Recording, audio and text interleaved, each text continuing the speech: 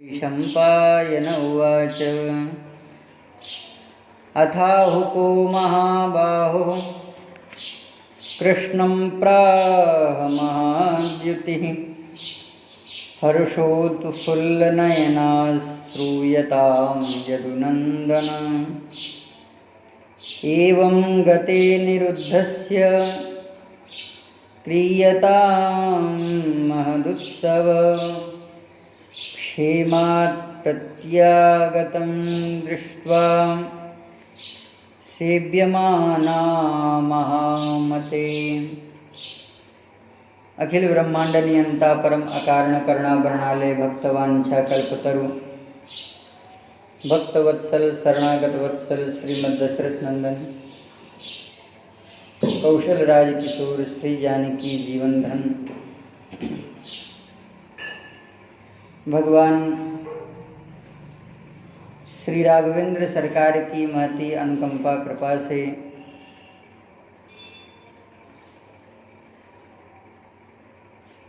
आज श्री महाभारत जी के खिल भाग के अंतर्गत हरिवंश पर्व का यह दिव्य चरित्र जो विष्णु पर्व से जाना गया है वह पूर्णता की ओर है।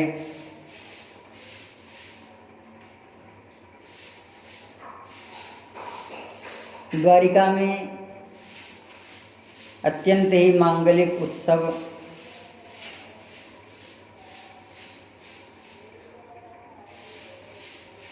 संपन्न होने जा रहा है।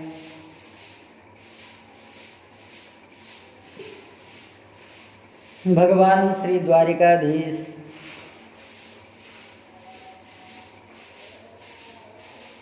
अपने संपूर्ण सैन्य यादव वीरवंशी भोजवंशी अंधक वंशी सात्वत वंश के अनेक वीर योद्धाओं के साथ अपने राजप्रसाद में मंगलमय सुंदर उत्सव विनोद का दर्शन कर रहे हैं। भगवान के वंश में कौन कौन हैं इनका वर्णन पूर्व में किया जा चुका है। आज पहली बार शोणितपुर की राजधानी से अनिरुद्ध पत्नी उषा का जो अभिवादन है वह महाराज उग्रसेन के द्वारा मनाया जा रहा है। क्षेमात् प्रत्यागतं दृष्ट्वा सेव्यमाना महामते।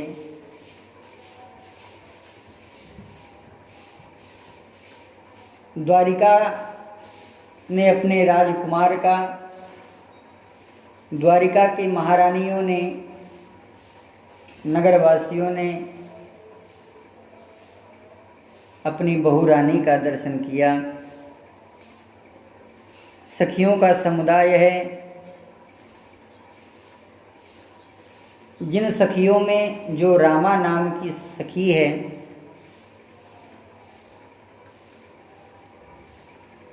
कुंभभांड की यह पुत्री जिसे चित्ररेखा के नाम से जाना जाता है भगवती उषा के साथ में यह भी आई है। कुंभांड दुहिता रामा उषाया सखी मंडले प्रवेश्यतां महाभागा वैदर्भी वर्धते पुनः। उषापि च महाभागा सखीभिः परिवारिता। एक एक चरण विन्यास ही मानव सखियों के उत्साह का उल्लास समग्र प्रकट हो रहा है। इधर आनंद का जो उत्सव था वह सबकी प्रसन्नता का कारण बन रहा था। शेष जो सखियां थीं, वे जो कुमारिकाएं थीं, यादवों के कुमारों से उनका भी विवाह हो गया। सांबाया दीयता रामा कुंभांड दुहिता शुभा शेषाश्च कन्यान्यास्तां कुमाराणां यथा क्रमम्।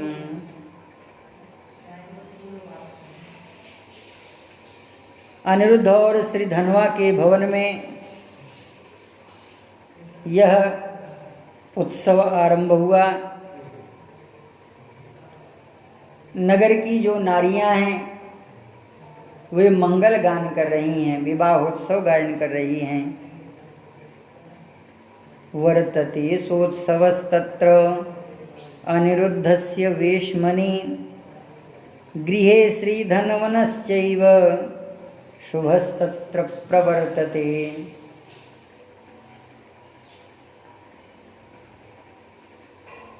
यह जो राग था वह भगवत पद प्रेम अनुराग था, जो द्वारिका में स्वभावतः नित्योत्सव के रूप में प्रकट हुआ करता।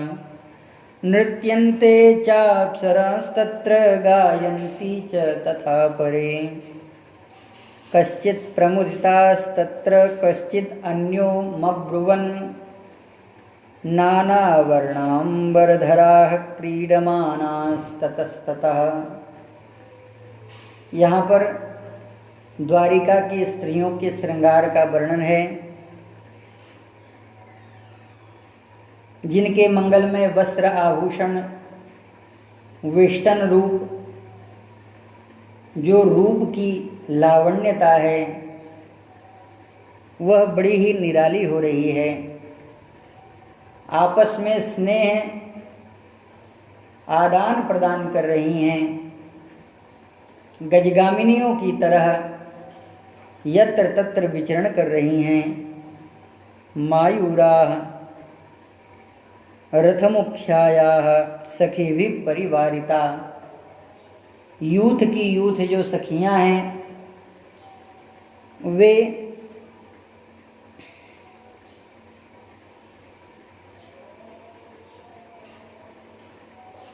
भगवती रुक्मणी के भवन में जाकर के बहू के दर्शन की जो विधा है, वैदिक रीति है, वह संपन्न कराती हैं। यहाँ पर जितनी भी कन्याएं हैं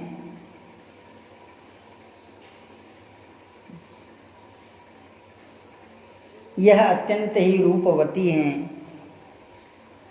इयं चैव कुलश्लाघ्या नाम्नो मेषा सुंदरी वरा बाणपुत्री तव वधू प्रतिगृहणस्व भामिनी। इसी बीच भगवान को जब समय मिला तो भगवान रुक्मणी से आकर के कहते हैं, देवी यह श्रेष्ठ एवं सुंदर वरनारी है जिसका नाम उमा है, उषा है, बाणासुर की पुत्री और तुम्हारी बहू, इस भामिनी को ग्रहण करो। यह तुम्हारे कुल की वृद्धि करने वाली है। इस तरह के अनेक प्रकार के मंगलाचार हो रहे हैं। सुंदर बहुओं का ग्रहण अनिरुद्ध के महल में उन युवाओं के द्वारा हुआ जिन्हें महाराज उग्रसेन ने अनेक प्रकार से रत्न सामग्रियों के द्वारा सुसज्जित करके वर रूप में बनाकर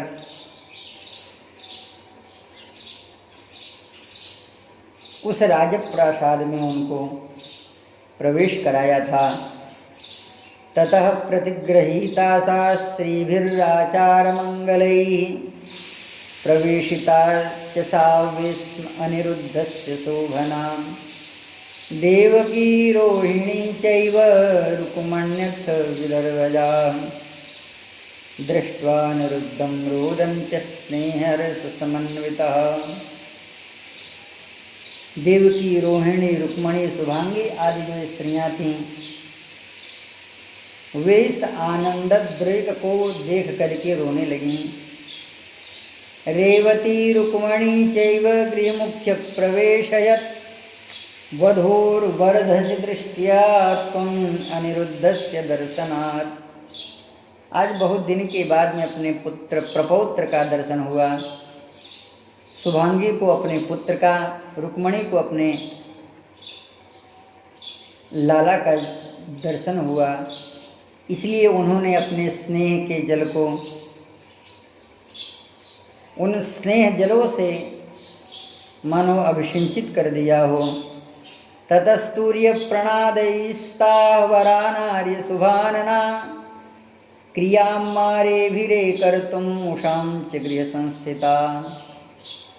अनेक प्रकार के भोज हो रहे हैं, जिसमें ब्राह्मणों को, ऋषियों को और सभी प्रकार के याचकों को दान दिया जा रहा है। इधर अनिरुद्ध के साथ उषा का मंगलमय विहार है।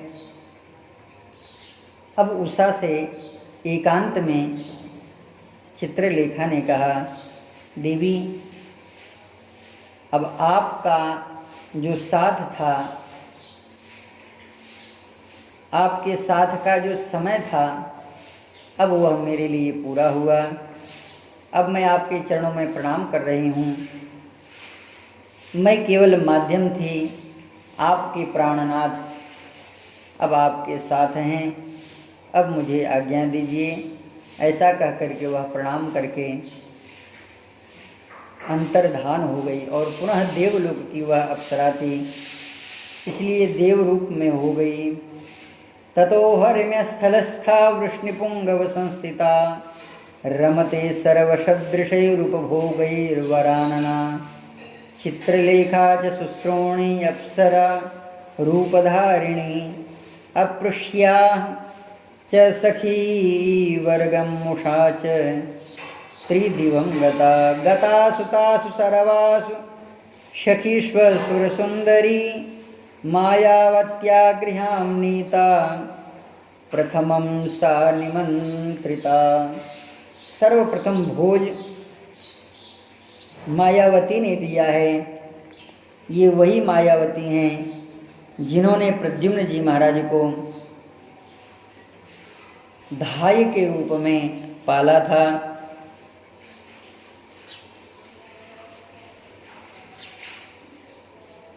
और धायत्री के रूप में इन्होंने अपने आप को संबरासुर की सेविका कहा।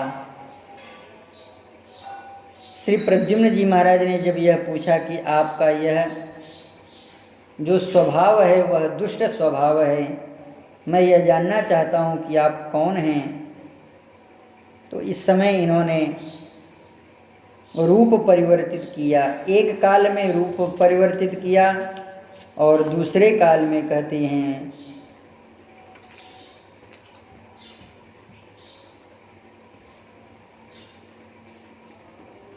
कि आप मेरे भर्ता हैं, रति स्वरूपा हैं। और इन्होंने अपने पूर्व रूप का दर्शन कराया है प्रद्युम्न जी महाराज को।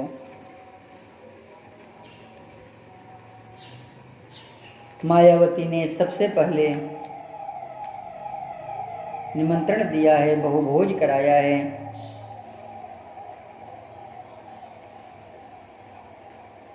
अपने सुंदर बहू, पुत्र बहू को देख करके अनेक प्रकार से दान दिए हैं। यदुकुल की सभी स्त्रियों ने अपना कुलाचार पर दृष्टि रखा है और क्रमशः बहु उषा को बुला करके स्वधर्म पालन किया है। महर्षि वैशंपायन कहते हैं, राजन, मैंने आपके द्वारा किए गए प्रश्न का समुचित उत्तर दिया है। अब आप क्या सुनना चाहते हैं? श्री जन्मेजय जी अपने नेत्र में आंसू लिए हैं और कहा, भगवान अब कुछ भी सुनने को नहीं रहा। महर्षि वैशंपायन भगवान के मंगलमय चरित्र और भगवान के मंगलमय स्वरूपों का स्मरण करते हुए यह विष्णु पर्व जो हरिवंश के अंतर्गत था उसे वर्णन किया और पूर्व काल का आप स्मरण करें। उग्रश्रवा और महर्षि यों का जो संवाद है वह पुनः प्रवेश कर रहा है। वैशंपायन उवाच एतत्ते सर्वमाख्यातं मया कुरुकुलोद्भवः यथा बाणो जितः सख्ये जीवन्मुक्तस्य विष्णुना द्वारिकायां ततः कृष्णो रेमे यदुगणैर्वृतः अन्वशासन महीं कृत्स्नां परया संयतो मुदा। भगवान अपने बंधु बांधवों के साथ सानंद विहार कर रहे हैं। एवमेषोऽवतीर्णो वै पृथ्वीं पृथ्वीपते विष्णुर्यदुकुलश्रेष्ठो वासुदेवेति विश्रुतः। भगवान यदुकुल में अवतार ग्रहण करते हैं और वृष्णि वंश के अंतर्गत वसुदेव और देवकी का आश्रय घनीभूत वात्सल्य रस प्राप्त करते हैं। एतैश्च कारणैः श्रीमान् वसुदेव कुले प्रभु जातो वृष्णिषु देवक्याय नमां त्वां परिपृक्षसे। वस्तुतः हे जन्मेजय, नारद जी के प्रश्न का उत्तर मिल जाने से जब वह प्रश्न निवृत्त हो गया तब उस समय मैंने इस विषय को संक्षेप रूप में तुमसे सार बातें जो विस्तार पूर्वक बताई हैं।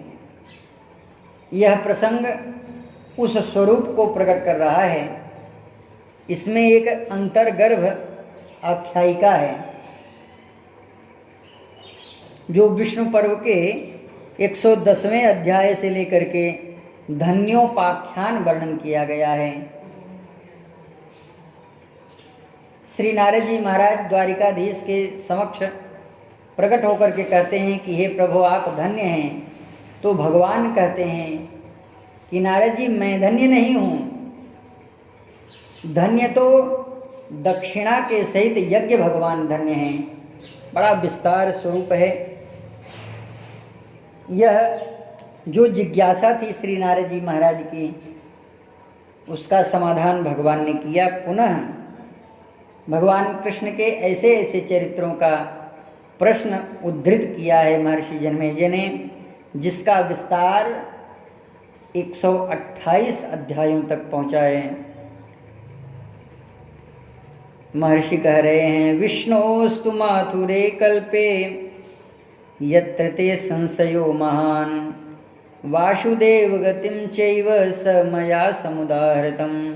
देखो, भगवान विष्णु का अवतार मथुरा में होता है।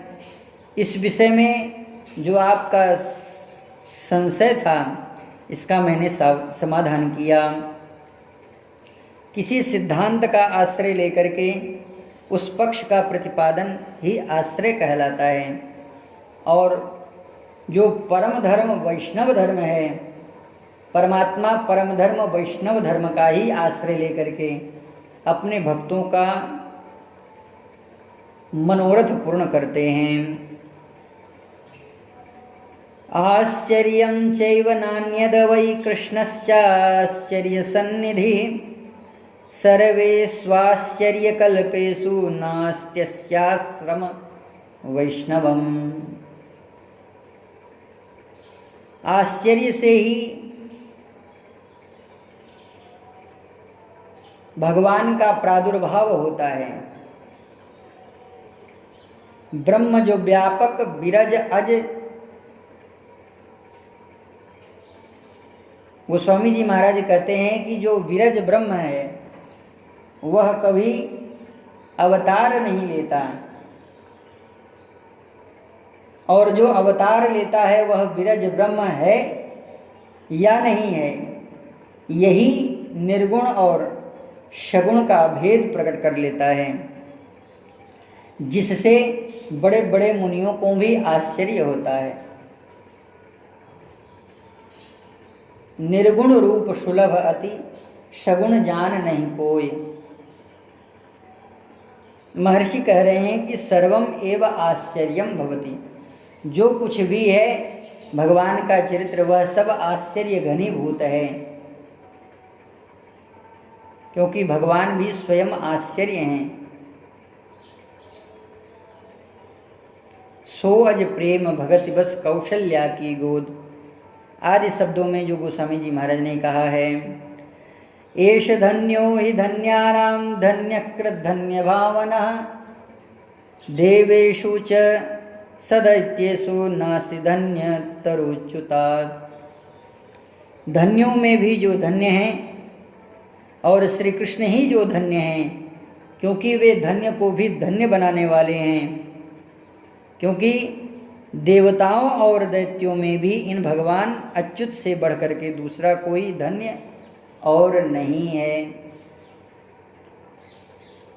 ततोष सर्वं समाप्नोति।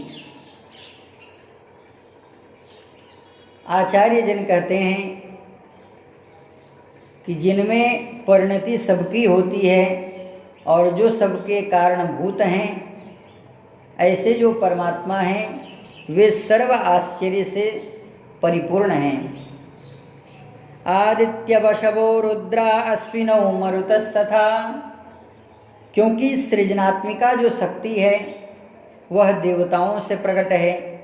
जो देवता हैं वे भगवान हैं, और जो बनने वाला है वह भी भगवान है, और जो बनाने वाले वो तो स्वयं भगवान हैं ही। इसलिए उत्पत्ति का उपादान कारण और उत्पत्ति का जो स्वरूप है यह दोनों ही परमात्मा से निर्मित होता है।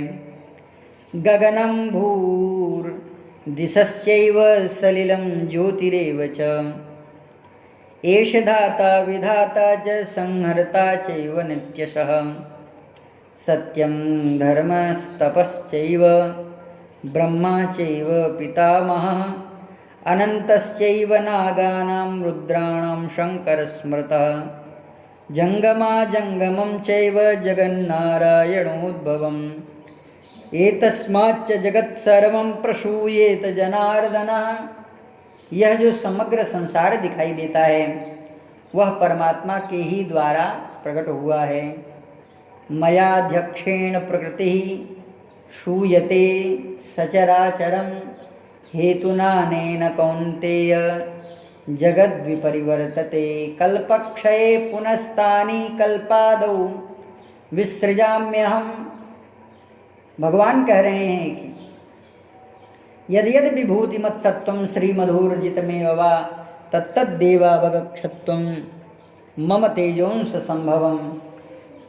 यह जो विभूति रूप में है, जो दिखता है और जो नहीं दिखता है, जो दिखता है वह मैं हूँ और जो नहीं दिखता है वह भी मैं हूँ। यावानर्थम अहम यस्यावहम तम अहम, यो वशिष्येत तम अहम। इन स्वरूपों में मैं ही हूँ। पूज्यस्य सततम देवैरेष सनातनः, इत्युक्तं बाणयुद्धं ते माहात्म्यं केशवस्य तो। हे राजन, देवेश्वर भगवान श्री कृष्ण ही संपूर्ण जगत में विद्यमान हैं, उन्हें नमस्कार करो। ये सनातन पुरुष श्री कृष्ण ही सदा संपूर्ण देवताओं के लिए पूजनीय हैं। बाणासुर के इस महात्म्य को, इस चरित्र को मैंने तुम्हें सुनाया है। हे तात, इसके श्रवण के से तुम्हारे वंश की अनुपम प्रतिष्ठा बनी रहेगी। अर्थात जैसे तुम्हारे पिता के बाद तुम्हारा वंश बना, अब तुम्हारे बाद तुम्हारे पुत्रों का वंश इन महात्मों के द्वारा परिवर्तित होगा। हे तात, इस चरित्र को जो सुनता है वह कभी अधर्म में अपने मन को नहीं लगाता, या युद्ध रूप धर्म को देख करके उसके मन से अधर्म भाग जाता है। वंश प्रतिष्ठां मतुलां श्रवणादेव लप्स्यसे, ये चेदं धारयिष्यन्ति बाणयुद्धमनुत्तमम्। केशवस्य च माहात्म्यं नाधर्मस्तान् भजिष्यति। यहाँ पर दो अर्थ हैं। पहला अर्थ है केशवस्य च माहात्म्यं ना धर्मास्तान् भजिष्यति, वह अधर्म को नहीं भजता है जो भगवान के इस चरित्र को सुनता है, और धर्म सदैव उसके हृदय में प्रतिष्ठित हो जाता है जो भगवान के इस महात्म्य को सुनता है या भगवान की सेवा को करता है। भज सेवायाम धातु नास्ततः धर्मः अभजिष्यसि, वह धर्म को छोड़ करके दूसरा और कोई कार्य करता ही नहीं है। समुझब कहब करब तुम जोई, धर्मसार जग हुई हैं सोई। धर्म नहीं, धर्मसार जग हुई हैं। येषां तु वैष्णवी चर्या मया कर्षेण कीर्तिता।